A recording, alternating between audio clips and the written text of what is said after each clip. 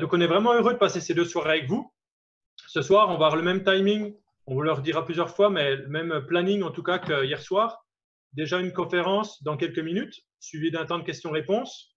D'ailleurs, pendant chacune des conférences, vous pouvez poser vos questions en live dans le chat où vous vous êtes présenté. Donc, n'hésitez pas à poser des questions, pas sur l'intro quand même, mais à partir du moment où Cédric parlera et après l'orateur de ce soir, je laisse une petite surprise. Mais voilà, donc vous pourrez poser toutes vos questions dans ce chat. Et puis donc, je vous le dis, on aura une autre conférence. Entre les 2 conférences, il y aura quand même 1 heure pour manger. Enfin, pour vous surtout, parce que pour nous, hier, ça a été assez fissa quand même. Mais voilà. Et donc, on se redonnera rendez-vous à 20 h pour une seconde conférence, suivie non pas d'une super soirée louange comme hier, mais d'une table ronde. Alors, je ne vous en dis pas plus, on vous présentera tout ça à 20 h. Je vais laisser comme ça le texte que Olivier puisse le dire ce soir. Donc, pour le moment, comme je vous l'ai dit, on va bientôt écouter Cédric dans quelques minutes. Mais avant ça, j'aimerais juste vous dire quelques mots sur ce qui m'a touché hier, sur ce que j'ai réussi à retenir. Voilà, on vous avait demandé de le mettre, mais n'empêche que je pense qu'on a tous plein de choses dans le cœur parce qu'on a vraiment été bénis hier soir. Alors voilà, ces quelques mots, ça nous permettra de vous rafraîchir la mémoire ou vous encourager à regarder les replays si vous ne l'avez pas vu. Et puis, ça nous permettra de faire le lien vers la soirée de ce soir. Hier soir, il y avait Guillaume Bourrin qui nous a rappelé vraiment que par son exemple de sa propre vie, mais celui de Paul aussi, qui est un exemple biblique, que personne n'est trop loin de Dieu pour qu'il puisse l'amener à lui. Et quand on dit amener à lui, c'est vraiment le ramener réellement. Guillaume, il nous a interpellés en nous demandant que est-ce que nos vies étaient sincèrement données à Dieu? Il nous a engagés à le faire, quoi. Et tous ceux qui ne l'auraient pas fait, à le faire maintenant, à le saisir. Et puis aussi, il nous a fait remarquer à la fin que la vie du chrétien ne se résume pas à sa seule conversion, mais qu'au contraire, c'est le début d'une vie avec Dieu en ligne de mire, à l'horizon. Avec Dieu comme appui, avec Dieu comme vie avec un grand V. Et une vie durant laquelle tu es témoin de Jésus. Tu es un disciple qui fait des disciples. Alors, comme vivre ça, c'est pas simple. Dans la seconde conférence, on a eu Ned Branson qui était en direct des États-Unis. Donc hier, on était très quand même Amérique du Nord, Québec, puis Caroline du Sud. Et donc Ned nous a proclamé que la vie avec Jésus, elle ne vaut la peine d'être vécue que si elle l'est à fond. Il nous a invités à vivre tous les instants pour lui et avec lui. Qu'on lise notre Bible ou qu'on travaille, qu'on prie ou qu'on soit avec nos amis, on peut tout vivre avec lui, on doit tout vivre avec lui. Bien sûr, nos circonstances, elles varient, et parfois même de manière pénible, mais Jésus, lui, ne varie pas. Et le plan de Dieu, il ne change pas. Alors, dans mes circonstances, l'important, c'est la manière de répondre et non pas de réagir. Regardez la vidéo d'hier soir si vous voulez voir la distinction. Est-ce que je garde ma confiance en Dieu, même si mon quotidien est perturbé, comme à l'heure actuelle un peu, dans certains cas? Est-ce que j'arrive à discerner comment je peux m'inclure dans les grandes choses que Dieu fait? Est-ce que ce qui me préoccupe, c'est comment le servir dans son plan, dans les circonstances là où il m'a placé, même si elles sont difficiles? Parce que oui, on vit tous parfois des choses compliquées. Dieu ne nous a pas fait un chèque en blanc. On est tous amenés à avoir des difficultés dans nos vies, mais on est heureux de savoir et on veut proclamer encore, durant toutes ces conférences, que Dieu est là dans ces circonstances et il nous aide à traverser les tempêtes. Alors, j'en viens à la conférence de ce soir. Le titre, c'est « Quel poste dans l'équipe ?» Donc, pour Hippolyte Kugler, par exemple, ça va le toucher. Vive le foot, vive l'OL. Pour d'autres, peut-être un peu moins, mais vous comprendrez quand même l'image. Parce que les orateurs précédents, ils ont fait référence directement ou indirectement à nos relations. Et pour le chrétien, qui dit relation, généralement, ça dit relation avec ses frères et sœurs dans la foi. Pour les relations avec vos amis non chrétiens, on en parlera, mais attendez la conférence de 20 h. Donc, ce soir, avec Cédric, on va écouter Dieu nous parler de l'Église. Ce mystère que les croyants de l'Ancien Testament ont entrevu, mais cette réalité pour nous. Mais même si c'est une réalité compliquée parfois. Quelle est ma place? Comment puis-je vivre avec mes frères et sœurs? Surtout avec certains, peut-être des fois. Et puis quand, comme depuis quelques semaines, les événements nous mettent sans dessus-dessous, est-ce que ça ne serait pas une opportunité pour chacun de servir l'autre, et par là de servir Dieu? Alors voilà, je vais laisser la parole à Cédric. Quelques mots rapides pour le présenter. Je sais qu'il n'aime pas trop ça, mais bon, je le ferai. Lundi, dès le déconfinement, il va se pointer chez moi, mais tant pis. Cédric est dentiste. Ça n'a rien à voir avec le sujet, mais j'aimais le dire parce que ça fait peur. Donc voilà, vous resterez calme, vous l'écouterez. Mais plus qu'un dentiste, c'est mon ami. C'est un ami très proche. Et j'ai la chance de faire partie de la même église que lui, la même église locale, j'entends. Alors, vous me direz que c'est un peu léger si c'est simplement pour ça qu'on l'a invité. Non, c'est pas pour ça. Depuis que je connais Cédric, j'ai découvert en lui une personne profondément attachée à l'église et à l'église locale même. Par l'enseignement, bien sûr, où Dieu l'a doué pour ça, mais aussi par bien d'autres aspects. Et je veux juste souligner celui qu'est son cœur pour les soins pastoraux envers chacun. Et là, pour ça, son cœur, il est énorme. Et là, d'ailleurs, je glisse quand même que Cédric est marié et que pour les soins pastoraux, il est quand même vachement bien aidé par sa femme, par Odile, dont j'en dis pas plus parce que voilà, son cœur n'a d'égal que, je dirais pas sa timidité, mais son goût pour ne pas être mis en avant. Voilà, trêve d'impro. Je vais laisser la place à notre orateur de choix ce soir, Cédric. À toi la parole. Merci Rémi. Donc bonjour, bonsoir à chacune et chacun d'entre vous. J'espère que vous m'entendez bien. Je suis vraiment content d'être avec vous ce soir.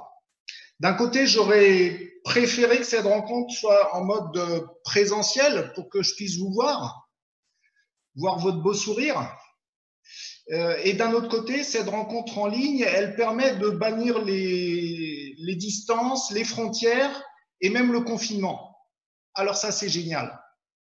Alors, dans l'heure qui suit, dans le prolongement des 2 rencontres d'hier, on a ce sujet, ce titre un peu énigmatique, quel poste dans l'équipe, mais on va vite l'expliciter. Et ceci dans le cadre de ce thème général pour ces rencontres, si on franchissait le mur, avec bien sûr cet arrière-plan de l'épidémie de coronavirus. Hier, Guillaume Bourrin, il a donné son témoignage de conversion et c'était très touchant. Il a ensuite commenté ce texte du livre des Actes qui rapporte la conversion de Paul. Et ça, c'est le premier mur que l'on doit franchir dans la vie, celui de l'incrédulité, pour avoir cette relation d'alliance avec Dieu. Ensuite, on a entendu Nate dépeindre une vie chrétienne dans laquelle on ne se laisse pas submerger par l'inquiétude dans nos circonstances, mais où celles-ci sont reçues comme un moyen de goûter que Dieu est bon, que Dieu est souverain sur ma vie, que Dieu est souverain dans ma vie. Et on a compris que cela appelle des partages cœur à cœur avec notre Dieu. Ma relation personnelle avec Dieu, elle doit être nourrie, elle doit être affermie. Et ça, c'est un autre mur à franchir chaque jour pour que mon christianisme ne soit pas formaliste, qu'il ne soit pas fade, terne, mais qu'il soit au contraire contagieux et qu'il présente non pas une religion, mais une personne, Jésus-Christ. Je veux croire que toi comme moi, tu as envie d'entendre battre le cœur de Dieu, d'entendre battre le cœur de Jésus. Et tu vois, dans cette crise sanitaire, à n'en pas douter, Dieu te parle et Dieu me parle. Et il me parle avec un mégaphone. C'est le philosophe chrétien C.S. Lewis qui a dit « Dieu murmure dans nos moments de joie, mais il tonne, il crie dans nos souffrances. La souffrance, dit-il, c'est son mégaphone pour réveiller un monde engourdi. » Alors, je crois que si la crise du Covid, c'est vraiment une forme de coup d'arrêt pour tout le monde, il faut qu'elle soit en même temps un tremplin pour l'avenir du chrétien, de sorte que sa vie chrétienne reflète Jésus davantage. Et le point que je veux développer maintenant, c'est que nous ne sommes pas seuls pour courir la vie chrétienne, qui est souvent parsemée d'obstacles. Nous ne courons pas tout seuls. Alors, j'ai un petit problème avec mon PowerPoint qui ne passe pas bien. J'essaie de comprendre pourquoi. Pourtant, je suis bien en mode plein écran. Qu'est-ce qui se passe? Petit souci, je suis désolé. Il faut peut-être cliquer en bas. En bas à gauche de ton PowerPoint. Ah oui, d'accord. Peut-être faire passer là. D'accord. Merci. Voilà. Ah, merci. Je disais, nous ne courons pas tout seuls. Tu ne cours pas tout seul contre tous les autres. Nous sommes placés dans une équipe. Et cette équipe, c'est l'Église. Alors c'est vrai que je peux légitimement me demander, mais quelle est ma place? Quel est mon poste dans cette équipe? Peut-être que certains d'entre vous vont me dire, à ce jour, je n'ai pas de place dans l'Église. Et on va voir si la question se pose dans ces termes. On va partir d'un texte de la lettre de Paul aux Éphésiens que nous lisons dans la version second, nouvelle édition de Genève. Alors je lis avec vous. Jésus a donné les uns comme apôtres, les autres comme prophètes,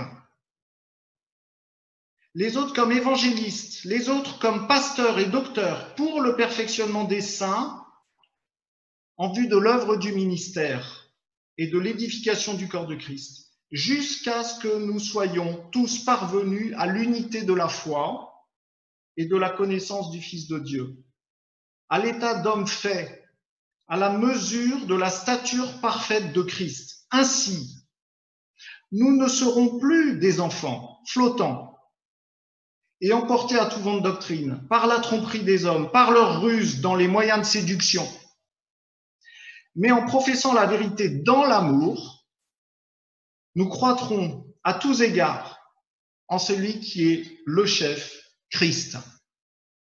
C'est de lui et grâce à tous les liens de son assistance que tout le corps bien coordonné et formant un solide assemblage tire son accroissement selon la force qui convient à chacune de ses parties et s'édifie lui-même dans l'amour. Donc jusque-là, la lecture de la parole de Dieu, et on va prier. Seigneur, on aimerait t'entendre, toi maintenant. Mon souhait, c'est de m'effacer si possible devant toi, Seigneur. Je te demande de guider mes propos et de disposer le cœur de chacun, de chacune, à t'entendre, à écouter, à être transformé par toi, à être entraîné à ta suite et à ta ressemblance.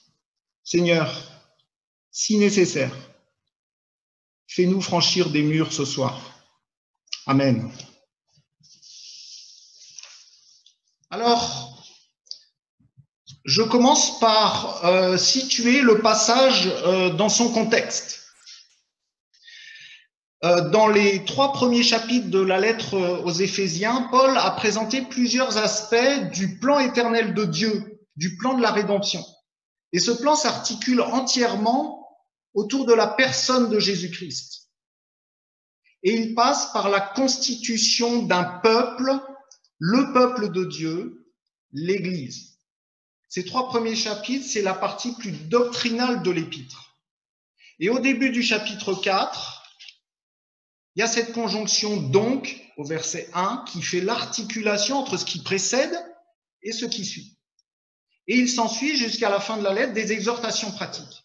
Et déjà dans la constitution de cette lettre, mes amis, il y a une leçon importante.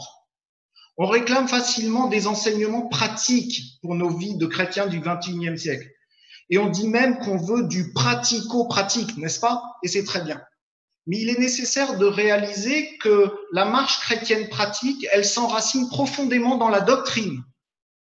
Connaître la doctrine chrétienne sans qu'elle influe, qu'elle infuse ma vie quotidienne, ça ne sert pas à grand-chose. Et réciproquement, avoir une vie chrétienne pratique qui n'est pas sous-tendue par la doctrine, par la connaissance de Dieu, ce n'est pas mieux, ce n'est pas plus fructueux. Nous sommes appelés sur la base de ce qui est décrit dans les 3 premiers chapitres, à marcher d'une manière digne de ce qui précède, justement. En d'autres termes, ne soyons pas des chrétiens seulement dans notre tête, mais jusque dans nos mains, jusque dans nos doigts. Et tout de suite, dans ce chapitre 4, on se retrouve dans une dimension communautaire. Regarde le verset 1. « Je vous exhorte donc, moi, le prisonnier dans le Seigneur, à marcher d'une manière digne de la vocation qui vous a été adressée, en toute humilité et douceur, avec patience, vous supportant les uns les autres avec amour, vous efforçant de conserver l'unité de l'esprit par le lien de la paix. » Dans ce chapitre 4, vous ne trouverez pas le terme d'église ou d'assemblée, mais la notion y est très présente sous la terminologie du corps de Christ. Regarde le verset 4, il commence par « Il y a un seul corps ». Alors là, voilà l'équipe. Là, voilà l'équipe dans laquelle je suis placé, dans laquelle tu es placé. On va y revenir. Et tu vois que ce n'est pas quelque chose d'optionnel, l'Église. Ce n'est pas une option dans la vie du chrétien. Quand bien même trop de personnes le croient. Et de plus en plus de croyants le pensent. Au moins dans notre société occidentale très individualiste. Et c'est un profond leurre de croire que, en tant que chrétien, je peux très bien vivre ma vie de foi sans vie communautaire, sans vie d'église. Et Guillaume Bourrin, hier, il a bien insisté là-dessus. Le Nouveau Testament, il regorge de conseils, de recommandations qui ne peuvent être apprises, vécues, testées que dans l'église. La vie d'église, et je précise même la vie d'église locale, c'est une formidable école pour le chrétien. Moi, je ressens profondément que la vie d'église, c'est pour moi, Cédric, depuis plus de 40 ans, un lieu d'apprentissage, un lieu de mise en pratique de ma foi. C'est à la fois un lieu de protection pour moi. Pourquoi?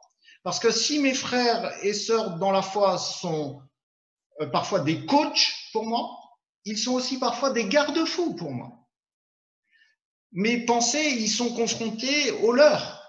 Et donc redresser si nécessaire. J'y reviendrai avec le verset 16 de notre texte. Donc la vie d'église, comme la vie de famille d'ailleurs, c'est une véritable séance de travaux pratiques pour le chrétien. C'est un univers où je suis censé mettre en œuvre ce que je professe. C'est pas très difficile de dire que j'aime Dieu. Dieu que je ne vois pas en chair et en os. Mais c'est plus difficile.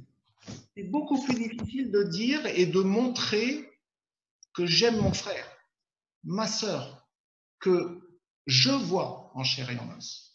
Et le second, mon amour pour mes frères et sœurs dans la foi, c'est un bon thermomètre du premier, mon amour pour Dieu.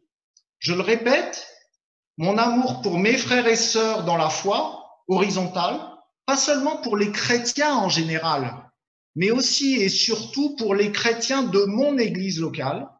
C'est un bon thermomètre, une jauge de mon amour vertical pour Dieu. Alors, dans les 6 premiers versets de notre chapitre, il est question d'unité. Et puis, à partir du verset 7, il est question de diversité. Est-ce que ces deux notions sont compatibles? Eh bien, oui. Elles le sont dans l'Église, en tout cas dans l'Église. Et il faut retenir que dans l'Église, unité n'est pas uniformité. Ça peut sembler séduisant, sécurisant même, de se retrouver avec nos propres clones dans l'Église. Mais ce n'est pas du tout source de croissance. Dieu a pensé pour l'Église unité dans la diversité. Et ce qui, au passage, est aussi vrai dans le couple.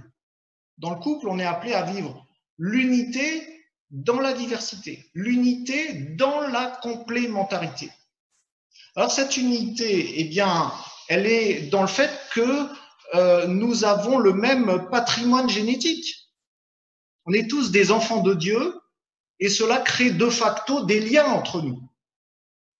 Et la diversité, elle est présentée ensuite à partir du verset 7, dans le fait que chacun a une place particulière dans l'équipe, un poste, un rôle. On porte tous le même maillot, mais avec un numéro différent. Et donc, une place, un poste différent. Je l'ai dit, donc l'Église, elle est présentée ici comme un corps, tout comme dans 1 Corinthiens 12. On reparlera de cet autre texte, où chaque chrétien, en 1 Corinthiens 12, est même vu comme un membre de ce corps. Et Jésus est vu comme la tête du corps. Je retire plusieurs pensées de cette image du corps. 3. La première, c'est que l'Église, c'est un organisme vivant et non pas simplement une organisation. Ce qui fait la différence entre une organisation et un organisme vivant, c'est trivial de le dire, mais c'est la vie. Et en l'occurrence, la vie de Dieu. La présence du Saint-Esprit dans chacun des croyants et même une présence du Saint-Esprit dans l'Église de manière collective. À la fin du chapitre 2 de cette même lettre aux Éphésiens, il nous est dit que l'Église est une habitation de Dieu par l'Esprit. Et cette présence de l'Esprit en chaque croyant et dans l'Église fait que nos rapports entre nous sont sublimés. Deuxième pensée, c'est qu'un organisme vivant, c'est quelque chose qui s'adapte à son environnement. Et l'Église doit absolument s'adapter à son environnement, sans renier ses fondamentaux.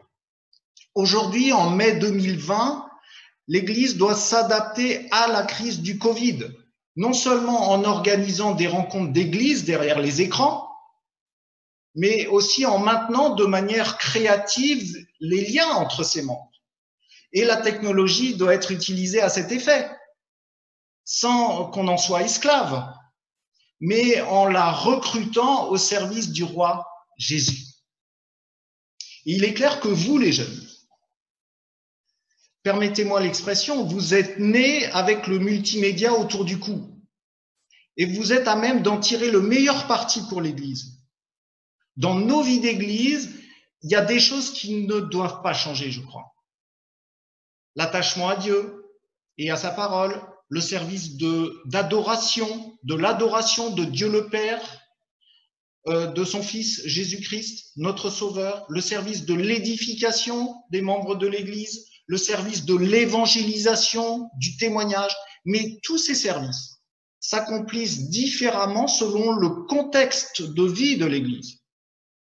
Et je pense d'ailleurs que dans nos vies d'Église, les pans qui survivront, qui s'épanouiront demain, ce sont ceux que nous privilégions aujourd'hui. La troisième pensée, c'est qu'un organisme vivant, il grandit, il croît. Il n'est jamais destiné à végéter. C'est le message du verset 16 que je relis. C'est de lui et grâce à tous les liens de son assistance que tout le corps, bien coordonné et formant un solide assemblage, tire son accroissement selon la force qui convient à chacune de ses parties et s'édifie lui-même dans l'amour. La croissance, si vous regardez bien ce verset, elle est le fait de chaque partie, de chaque membre, donc de chacun d'entre nous. Il tire son accroissement selon la force qui convient à chacune de ses parties. En outre, les articulations entre les membres ont un rôle fondamental dans un corps humain et dans sa croissance. Eh bien, il en est de même dans l'Église. Il paraît que dans les os longs du corps humain, et je vais parler là sous le contrôle des médecins ou des étudiants en médecine, la croissance se fait surtout au niveau des extrémités, à proximité des articulations. Eh bien, ça me parle.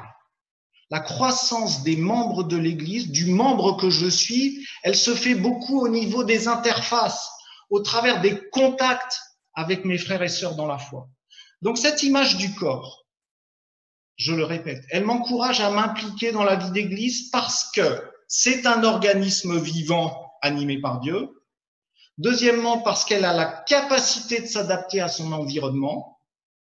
Et enfin, parce qu'elle est destinée à grandir, à amener la croissance. Alors, permets-moi, s'il te plaît, de t'encourager à participer activement à la vie d'Église, par ta présence, ta participation aux réunions d'Église, mais beaucoup plus largement par une implication dans tout ce qui stimule, affermit la foi, les groupes de croissance, les rencontres de jeunes, les camps chrétiens, les soirées louanges, etc., etc. À présent, j'aimerais m'élever contre une expression souvent entendue qui dit que vous, les jeunes, vous êtes l'Église de demain. J'aime pas trop cette expression. Elle part d'un bon sentiment que pour dire que la vie vous appartient, que votre espérance de vie peut laisser penser que vous serez encore sur une chaise d'une église en 2068 si le Seigneur n'est pas revenu, mais en même temps, elle peut laisser penser que vous n'êtes au mieux que des remplaçants qui restaient sur le banc de touche. Alors non, pas d'accord. Vous êtes l'église d'aujourd'hui. Tu es l'église d'aujourd'hui. Et un octogénaire n'est pas l'église d'hier. Dans les équipes de foot, il y en a qui ont le poste d'avant, il y en a d'autres qui ont le poste d'arrière, mais il ne faut pas vouloir jouer avant ou après, mais il faut vouloir jouer pendant. Alors, on en vient à parler de ces dons spirituels qui déterminent ma place dans l'Église. Et en fait, il y a un lien étroit entre la grâce de Dieu et les dons spirituels. D'où l'expression « don de grâce » que vous trouvez dans certaines versions. Par exemple, dans Darby, dans la version Darby, en 1 Corinthiens 12, verset 4, c'est dit quelque chose comme « il y a diversité de dons de grâce, mais le même esprit ». Alors, regarde le verset 7 qui est à l'écran. Il lit « grâce » et « don ». Mais à chacun de nous, la grâce a été donnée selon la mesure du don de Christ. Ou bien ce verset de 1 Pierre 4, de la même façon. Il lit grâce et don. Le don en grec charisma, c'est un prolongement de la grâce, charis, que nous avons en Dieu. Grâce et don forment un package inséparable de la foi. Et ce cadeau de Dieu, il n'a pas vocation à être caché, mais il a vocation à être mis au service des autres. C'est un trésor dont tu es gestionnaire. Alors, les listes de dons, et nous en avons une dans le texte que nous avons lu, les listes de dons que nous allons mentionner, vous les trouverez sur la prochaine image, elles ne sont pas exhaustives, et je veux insister là-dessus. Parce que tu peux facilement dire, moi je ne me trouve pas dans cette liste ou dans ces listes, je ne sais pas quel est mon don, quels sont mes dons, mais remarque bien, toutes ces listes, elles comportent l'expression les uns les autres, l'un l'autre. À l'un est donné, à l'autre est donné. Et dans les épîtres, quand tu trouves cette expression, elle recouvre toujours tous les membres de l'Église. Deuxième argument, à l'appui du fait que ces listes ne sont pas fermées, 1 Pierre 4, verset 10, qui est écrit juste un petit peu au-dessus, dit bien que chacun de vous mette au service des autres le don qu'il a reçu. Donc tout chrétien, tout enfant de Dieu est concerné par ces listes. Tu es concerné par ces listes, parce qu'elles ne sont pas exhaustives. Alors vous avez 4 listes de dons, on pourrait presque dire 5, parce qu'en 1 Corinthiens 12, on en trouve 2. Dans 4 listes dans le Nouveau Testament, Romains 12, 1 Corinthiens 12, Éphésiens 4, c'est notre texte, et 1 Pierre 4. 2 remarques à propos de ces listes. Tout d'abord, et c'est quelque chose qui me touche beaucoup, on peut remarquer que les 3 personnes divines, la Trinité, sont impliquées dans la distribution ou l'expression de ces dons. Ça me parle. On sait que les 3 personnes divines sont impliquées dans l'œuvre de la création. Je ne pense pas vous l'apprendre. On sait que les trois personnes divines sont impliquées dans l'œuvre de la rédemption, du salut.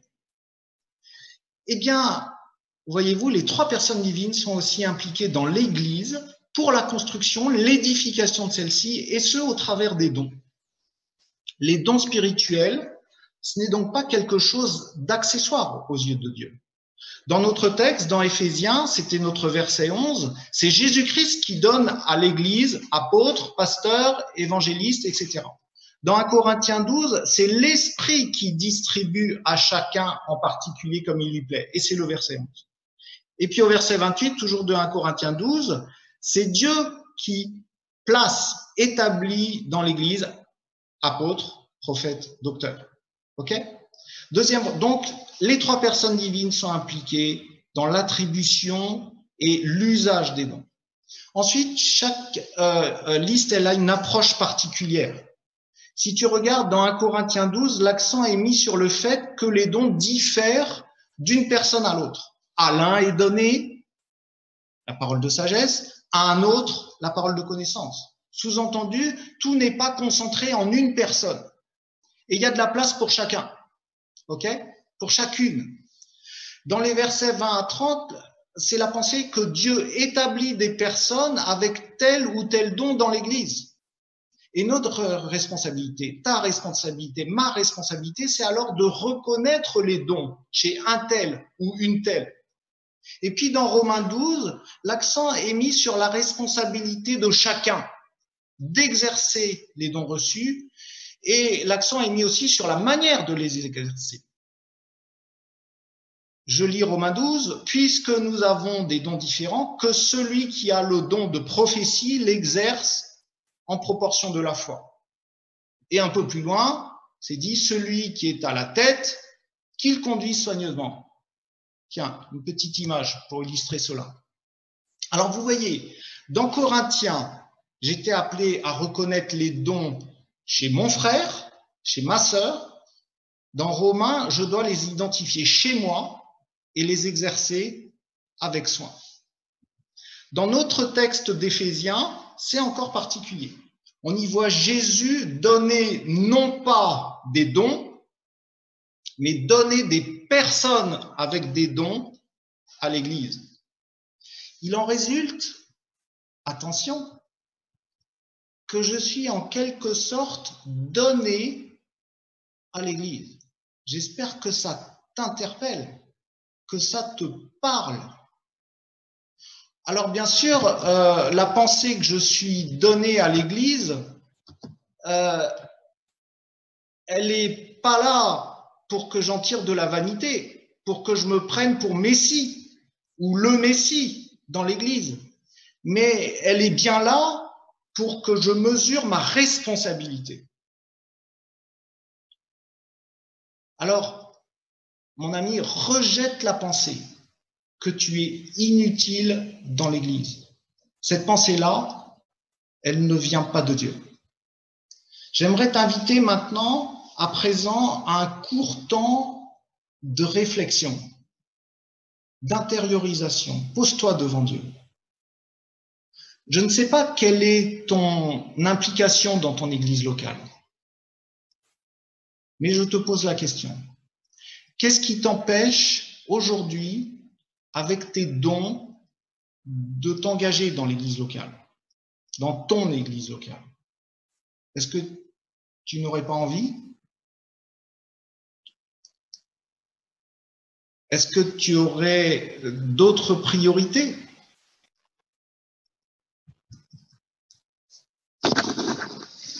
Est-ce que tu aimerais le faire, mais les conditions ne te semblent pas réunies? Est-ce que tu as le cran de parler avec quelqu'un de ton église de ces conditions que tu ne vois pas réunies? Peut-être est-ce que tu es dans une église et tu as l'impression d'un décalage complet avec ce que tu vis, tes combats intérieurs, et du coup ça coupe tes élans de t'engager dans cette église, dans l'église locale. Ça coupe tes élans pour le Seigneur. Ne reste pas sur ce constat. Peut-être que dans ton église, tu as un sentiment d'immobilisme qui te décourage. Ne reste pas sur ce constat. Peut-être que tu es une fille et que tu trouves que c'est encore plus difficile que pour un garçon de s'impliquer dans la vie d'église. On peut en parler dans le temps de questions qui va suivre. Ce n'est pas un problème. Peut-être que tu aimerais t'engager dans ton église, mais tu ne sais pas comment. Et tu ne connais peut-être pas tes dons. Eh bien, moi, j'ai envie de te dire, ce n'est pas grave. Va voir un responsable de ton église, un ancien, un frère ou une sœur en qui tu as confiance et demande-lui de t'accompagner pour cela. Prie pour ce sujet, sois prêt, sois prête à recevoir la réponse de Dieu à tes prières. Sois prêt, sois prête à être l'instrument que Dieu veut utiliser pour bénir son Église. Suivre Jésus, c'est entre autres aimer l'Église locale. Et c'est difficile de s'affirmer disciple de Jésus-Christ et de ne pas s'engager dans son Église locale. On peut savoir que la prière est importante pour le chrétien et ne pas pour autant beaucoup prier. On peut aussi savoir que c'est important de s'engager dans l'église locale et pourtant ne pas le faire. Alors tu vois, les besoins de l'église sont là. Les dons sont là. Ne reste pas spectateur. Franchis le mur, pour reprendre le thème de nos rencontres. La porte de l'engagement dans l'église, elle t'est ouverte. Franchis-la résolument. Si tu as des questions maintenant, des réactions par rapport à tout ce que je viens de dire, je crois que c'est le moment de les poser. N'hésite pas à les poser sur le chat et j'essaierai d'y répondre avec Rémi dans quelques instants. Mais avant, pour terminer, c'est sur ton cœur 3 paroles de Jésus qui ont été chacune prononcées dans un contexte particulier. Mais ce n'est pas un non-sens, à mon avis, de les appliquer au domaine de l'Église. La première, c'est celle-ci. Tout ce que vous voulez que les hommes fassent pour vous, faites-le de même pour eux.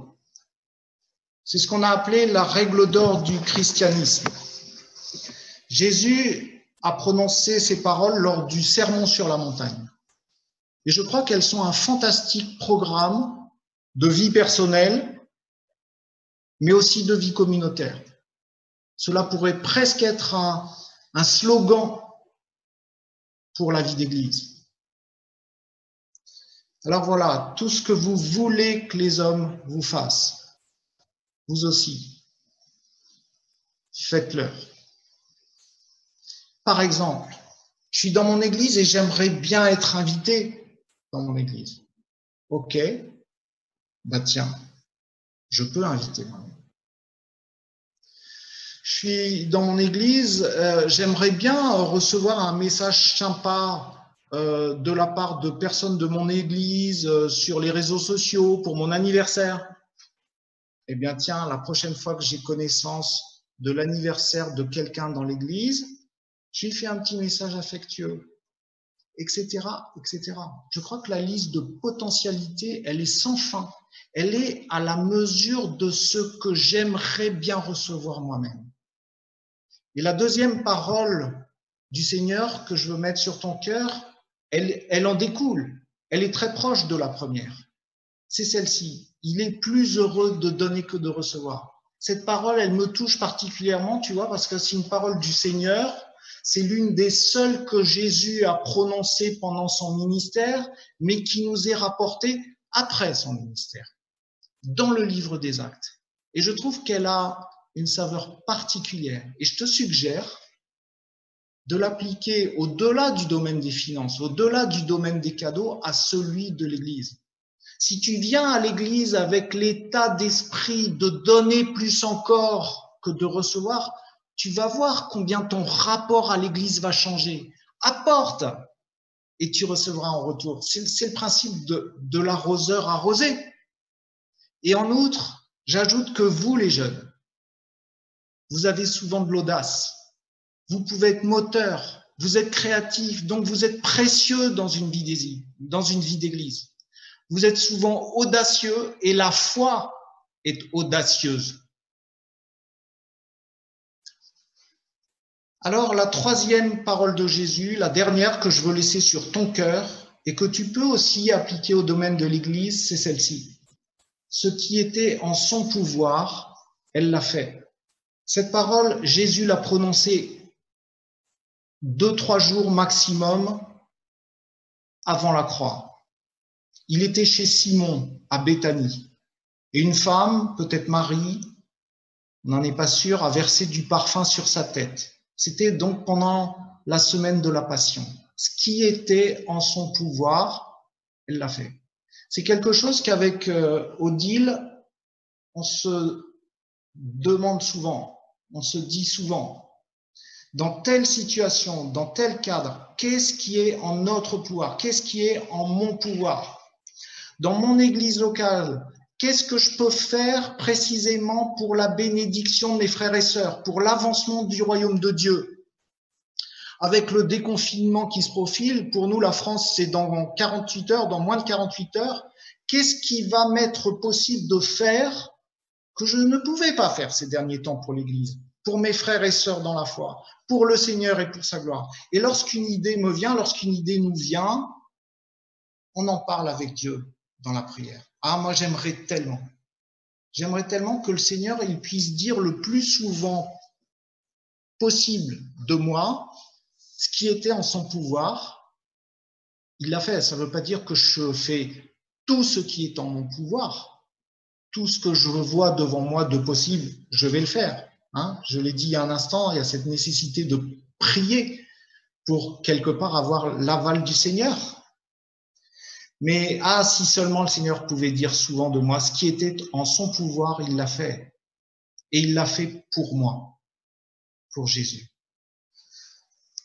Alors, mes amis, que Dieu vous aide, que Dieu t'aide à discerner comment t'engager dans l'Église. Qu'il te donne la foi d'agir et de persévérer dans ton engagement. De persévérer par la puissance de l'Esprit. Et je te rappelle ce que Paul a dit à Timothée, un chrétien largement plus jeune que lui. Il lui a dit, ce n'est pas un esprit de timidité que Dieu nous a donné, mais un esprit de force, d'amour et de sagesse. Voilà, je te remercie de ton attention et je suis disposé à essayer de répondre maintenant à vos questions s'il y en a. Alors, merci Cédric. Me voici pour essayer de traiter les questions. Alors, ça a mis un petit peu de temps à arriver, mais là, il y en a 2-3 qui vont être sympas. On est bien d'accord que c'est toi qui réponds et que moi, je te les lis. Non, on va essayer de répondre. En tout cas, merci pour cette prédication basée sur la parole. Merci parce que je ne sais pas si on est capable tous de franchir le mur, mais en tout cas, tu as donné des bons coups de pied ou de masse dedans. Donc, il y a moyen qu'à force, il tombe. Alors, il y a plusieurs questions. Je n'ai pas la prétention de les lire dans un ordre qui soit forcément logique, mais plutôt dans un ordre qui est chronologique. On a une première question qui nous a été posée par Alexis, Vive Lyon, qui nous dit, dans les différents passages qui parlent particulièrement de la vie du corps, Éphésiens 4, 1 Corinthiens 12, etc., l'amour et l'unité des membres a un rôle particulier, sinon central. D'où sa question, comment vivre toujours plus et surtout développer pratiquement l'unité, l'amour entre les membres? Comment vivre toujours plus, développer l'amour, l'unité entre les membres? Eh bien, je crois que la vie collective, c'est quelque part une somme de vie individuelle. Mais je crois l'avoir souligné tout à l'heure, eh bien, il y a cette…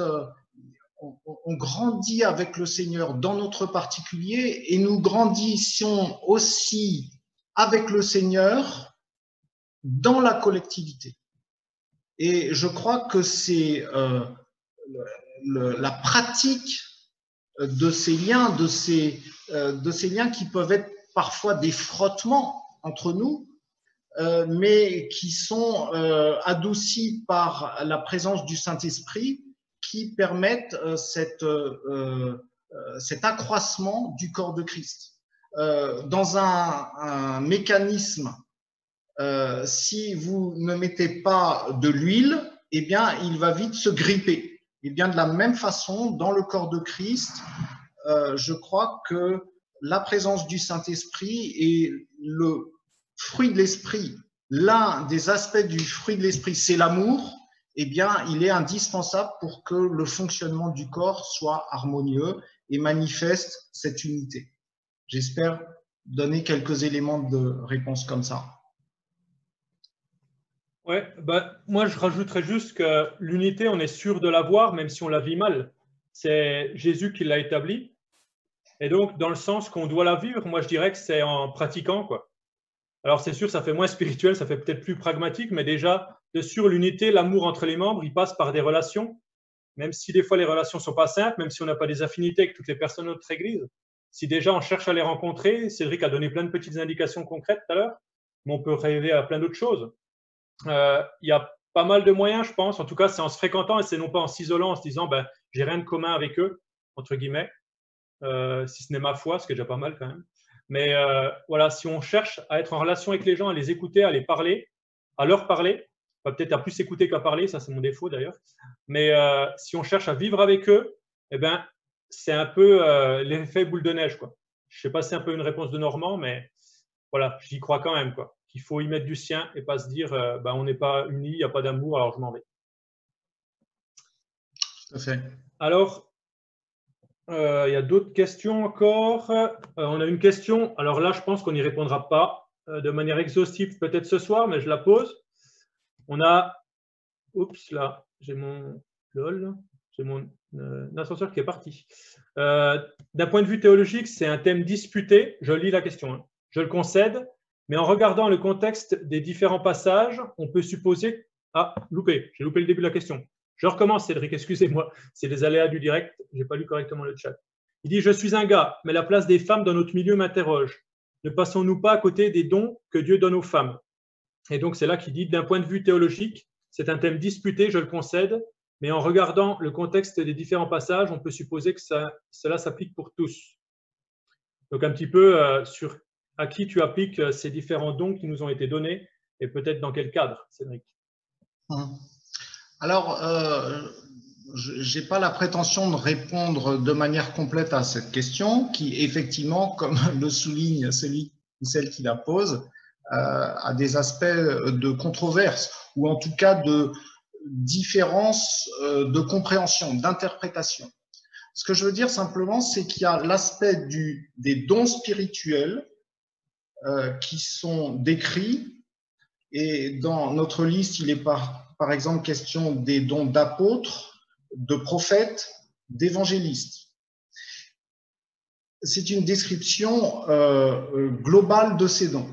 Et puis, et c'est là que les interprétations peuvent différer, l'exercice de ces dons peut être canalisé parfois dans le contexte particulier de l'Église. Quand j'ai le don d'enseignement, je peux avoir ce don, je le crois, que je sois un homme ou une femme.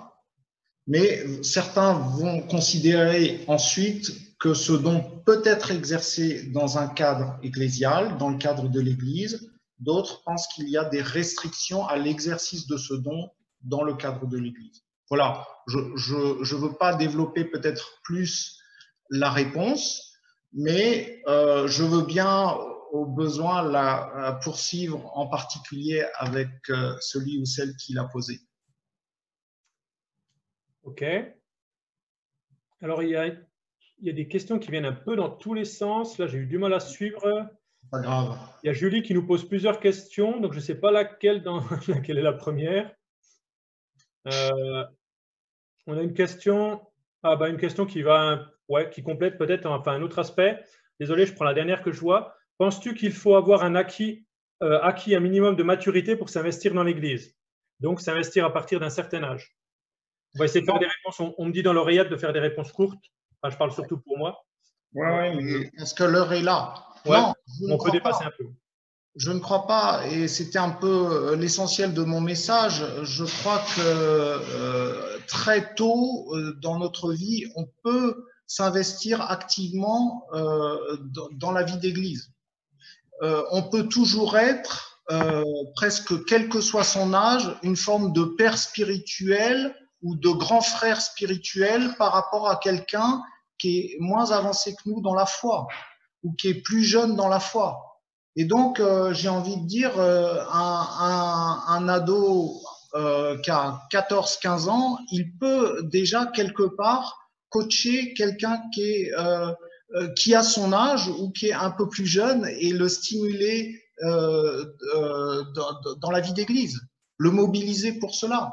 Donc, je ne crois pas, je suis même persuadé du contraire, il n'y a pas de prérequis, de conditions auxquelles il faut parvenir pour pouvoir être utile dans la vie de dans son église locale. Je ne crois pas. Il n'y a pas de conditions en âge. Il y a peut-être effectivement une question d'engagement de cœur qui est nécessaire.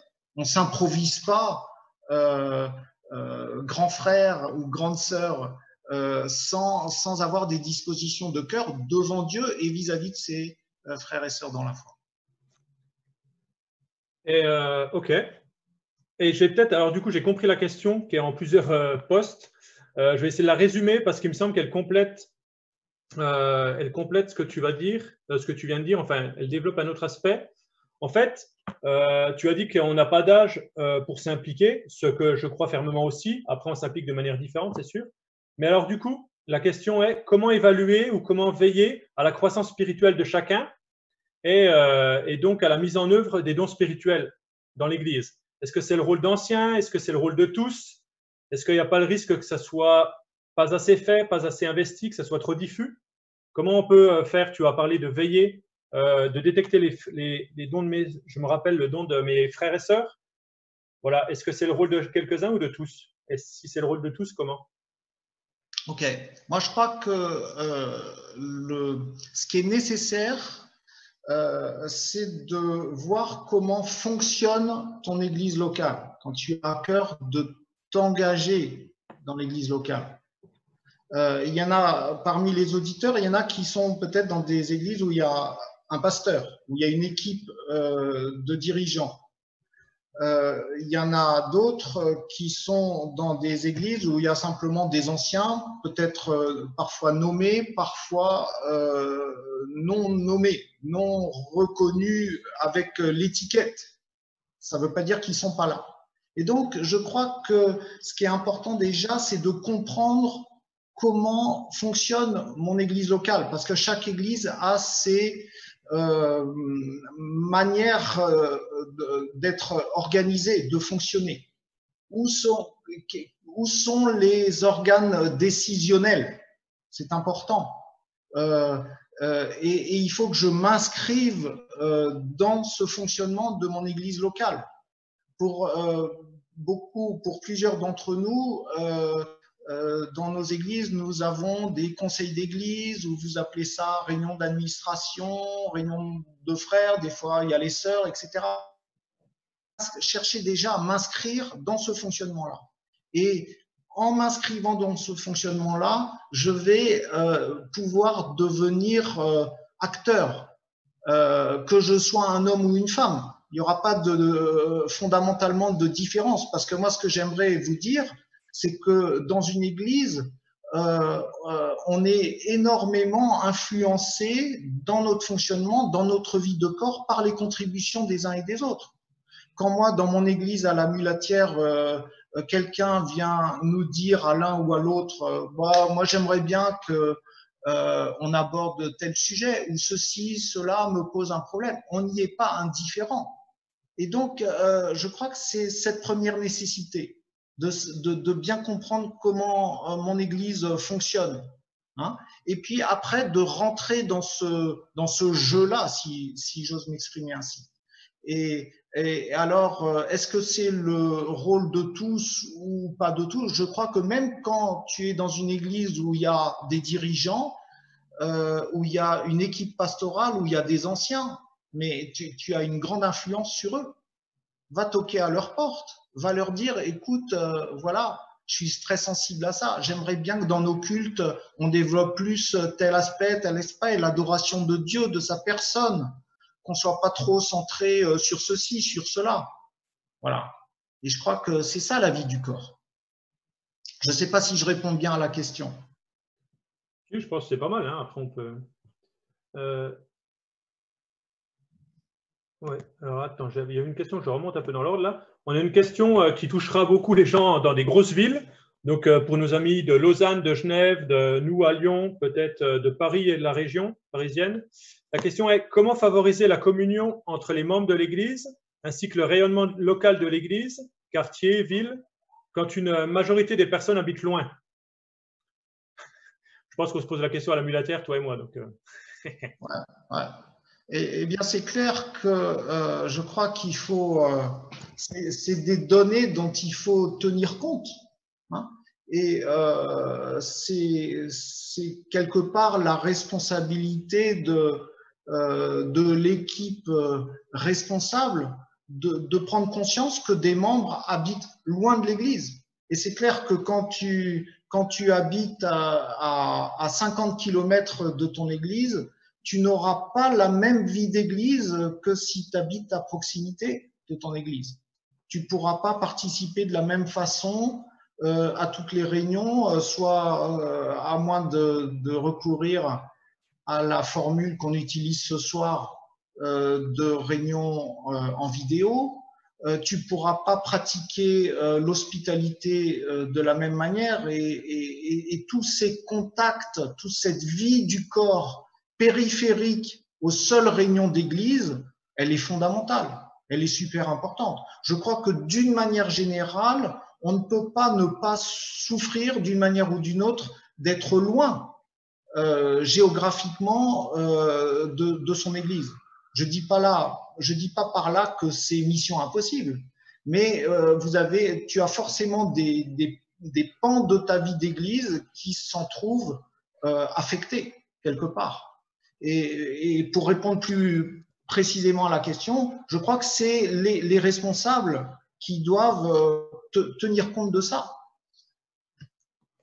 et adopter une stratégie de vie d'église qui permette à des membres, même qui sont à 100, 200 km, de ressentir, de vivre la dimension du corps de Christ. C'est clair, moi je peux juste témoigner que nous à la mulataire on se pose la question, on n'est aucun habité tout près et c'est pas simple.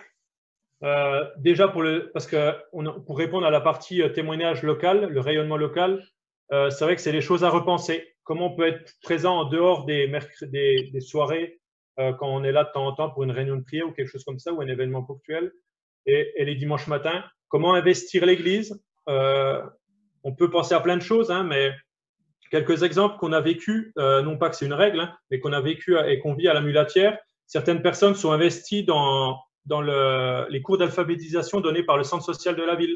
Alors, on n'est pas là pour évangéliser, c'est la première chose qui a été dit à la personne qui le fait, mais pour autant, c'est un moyen déjà d'être présent. On essaie de fréquenter les événements municipaux, les vœux du maire, le conseil municipal, les choses comme ça, pour être présent, pour connaître, d'aider lorsqu'il y a une fête, de se proposer comme bénévole. Donc, il y a des églises qui ont créé des restaurants ou des salles où on peut se retrouver pendant la journée, des friperies, des choses comme ça. Il y a des bars chrétiens. Il y a des choses à repenser. Là, j'ai bien conscience que c'est des grosses choses, mais même au niveau petit, comme je vous l'ai dit au départ, il y a moyen d'essayer de connaître le quartier, d'être sensible au quartier où on est. Et d'ailleurs, pour continuer sur ce que tu as dit, Cédric, il y a une bonne question d'Alice. Du coup, si on est dans une église qui est loin de notre domicile, est-ce que tu penses qu'il faudrait préférer s'engager plutôt dans une église qui est plus proche, même si dans l'église qui est plus loin, on aura peut-être plus d'amis, plus d'affinité avec cette église-là, sa vision? Donc voilà, j'ai un peu dit la question dans l'autre sens. Est-ce que vaut mieux être dans une église où on a des amis, où on est en accord avec la vision, quitte à ce qu'elle soit loin, ou est-ce qu'il vaut mieux être dans une église locale, dans ton quartier, même s'il n'y a pas tous ces autres critères? Je me garderai bien de répondre catégoriquement à cette question parce que je crois que ça soulève deux points importants. Mais la question de la proximité géographique, moi encore une fois, on y a été sensibilisé effectivement dans notre propre vie d'église à la mulatière. Pendant plusieurs années, on était super content de cette implantation d'assemblée dans une ville où il n'y avait pas d'autres églises évangéliques précédemment, juste une église catholique.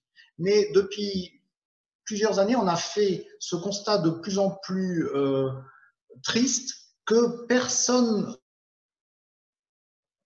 dans la commune, vivait dans la commune. Et c'est quelque chose que l'on a perçu de plus en plus avec le temps comme un handicap. Et Dieu merci, depuis quelques mois, on a un jeune couple qui habite tout près de l'église. Et c'est super, on est très content. Et donc, je ne veux pas répondre à Alice. C'est un exercice à avoir devant Dieu. Effectivement, c'est important à la fois de trouver dans l'église où l'on se réunit des points fondamentaux avec lesquels on ne voudrait pas tergiverser, des points d'interprétation de la doctrine chrétienne. Mais en même temps, quelque part, la distance est vraiment un handicap. Alors, je suis conscient que l'heure tourne et qu'il va falloir peut-être abréger. Donc, je m'arrête là sur cette question.